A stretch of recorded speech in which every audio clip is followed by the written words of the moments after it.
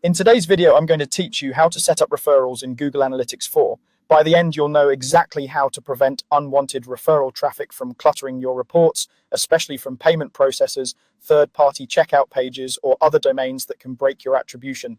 Start by opening analytics.google.com and make sure you're in the correct Google Analytics 4 property for your website.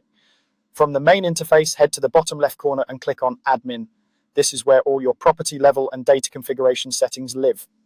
In the admin panel, look for the section labeled Data Collection and Modification and click on Data Streams. Here you'll see the list of data streams connected to your property. Choose the web data stream for your website. If you have multiple sites or environments, take a moment to confirm you're selecting the right one before proceeding.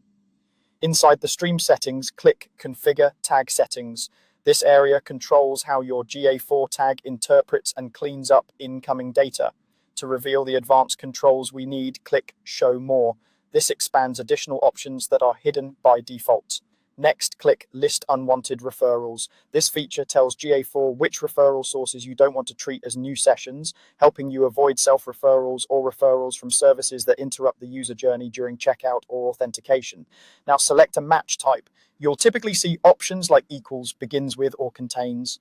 Use equals for an exact domain match when you're confident about the precise domain. Begins with is useful if the domain can appear with different subdomains or prefixes. Contains can work for broader patterns, but use it carefully so you don't accidentally capture legitimate referrals. When in doubt, keep your rules as specific as possible. Enter the domain you want to treat as unwanted. Use only the domain without HTTP or HTTPS, and avoid paths or query strings. For example, exclude a payment provider or a third-party checkout domain that your users briefly visit before returning to your site. If you're addressing self-referrals, consider the root cause, such as missing cross-domain configuration or tracking gaps, and enter only the domains that truly create false referrals. You can add multiple entries here and refine them over time. Once added, these rules help keep your acquisition and conversion reports clean going forward. Give your changes some time to flow into reports, and then review your traffic sources to confirm that those unwanted referrals no longer start new sessions.